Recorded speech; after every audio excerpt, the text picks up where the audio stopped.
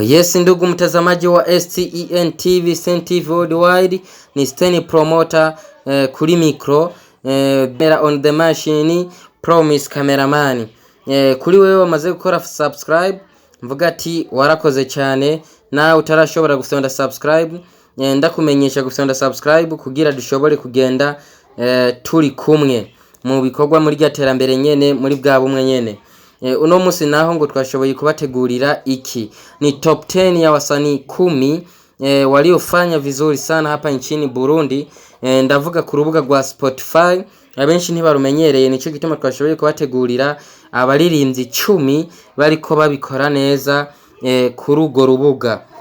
Ndagusabe wewe umaze gukora subscribe, ubandanye kudukurikirana no mu kudufasha gukora share n'ibindi bintu usanga bikenewe. Ni ryambere tubazanira no rutonde, amakosa muza kubona, muza kumva, tubasabe muze kuyashira muri comment kugira next month tuzobandanye tubakorera ikintu kimeze neza. Nawe utarakora subscribe ngo twende tubivuga kuva kare, tugusabe ushobore gushira ko sabone, hama tubandanye twigurukira.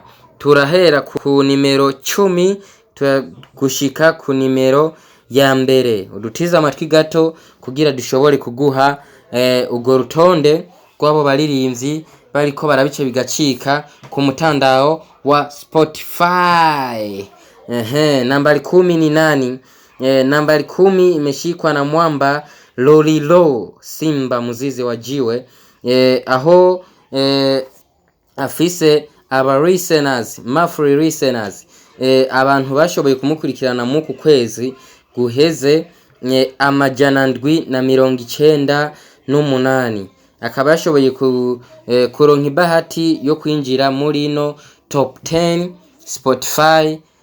Lolilo Simba Muzizi wa Jiwe niwe yashoboye kwifatira ikibanza c'10. Ikibanza c'9 naco cyashoboye gufatwa nande, ni DJ Philbert ku ba listeners 883 niwe yashoboye kwifatira ikibanza c'9. Ku majwi make yashoboye kurusha Lolilo. Philbert, hongera sana.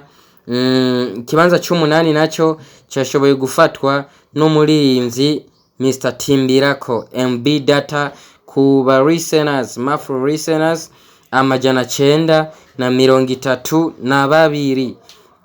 Ikibanza c'8 ni MB Data yashoboye kucifatira. Ikibanza c'7 kikaba cyashoboye gufatwa n'Ugwego ORG niwe yashoboye kwifatira ikibanza c'7 ku ba listeners 1731. Urumva ko yamusize gato, uri nyuma yiwo bakurikirana nimero 8. Urumva ko yamusize ku ba listeners batari bake. ORG niwe yashoboye kwifatira ikibanza c'7 ku ba listeners 1731.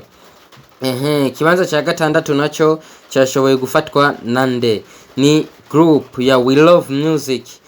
Na nugwaruka rukiri rushasha n'abasore bakiri bashasha bariko barabikora neza, nabo nyene nibo bashoboye gufata ikibanza cya 6 ku ba listeners bangana ni 1898. Nabo nyene mvuga ati hongera sana. Nugwaruka ruriko rurabikora neza cyane ku ndirimbo zabo nyinshi, kuri EP yabo, navuga cyane kuri EP yabo iri kirabikora neza cyane.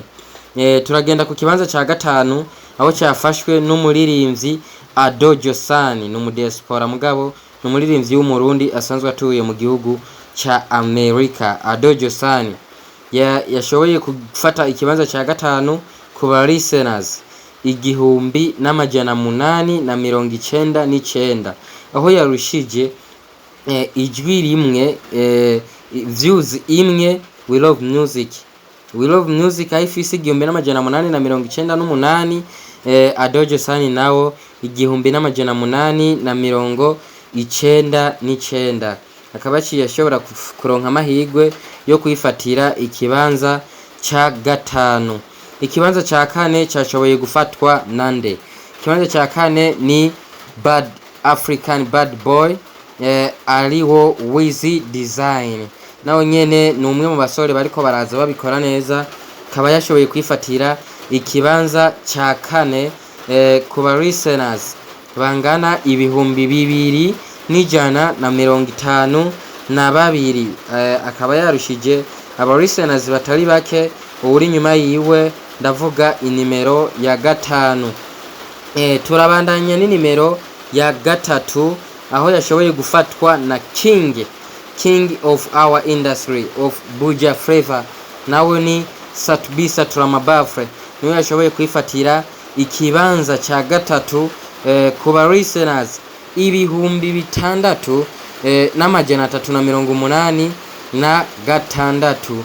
Urumva ko yamushije uwo mukwirikira aba listeners benshi gose.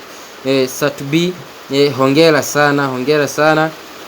Turagenda ku kibanza ca kabiri, aho cyashoboye gufatwa na General navuga CEO wa Bantu Boy Big Fizzo, niwe yashoboye kwifatira ikibanza ca kabiri ku ba listeners bangana n'ibihumbi 6,959. Urumva ko babana na Sat-B n'amajana 638 ibihumbi 6,386.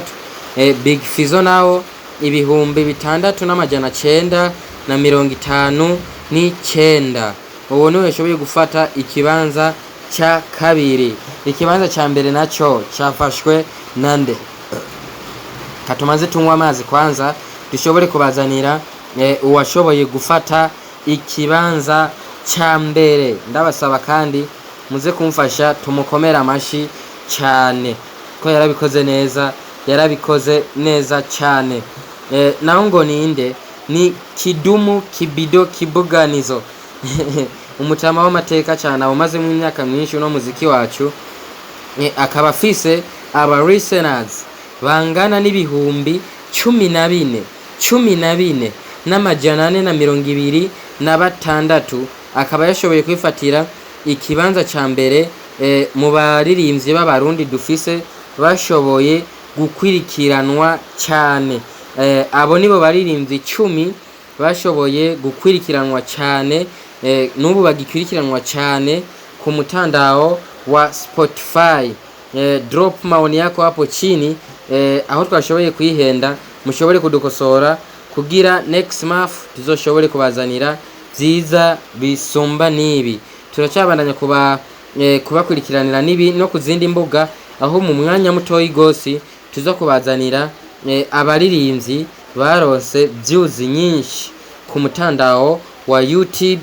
Twongere tubazanire kandi n'abaririmbyi bashoboye kwinjiza aba subscribers benshi muri kuno kwezi turangije kw'icumi. Mvuga ati kuri micro ya Steny Promoter, ndabakunda cyane mwebwe mwese mudukurikirana. Comment, like, share, tutibagiye gukora subscribe muri rya terambere nyene no muri bwa bumwe. Ciao.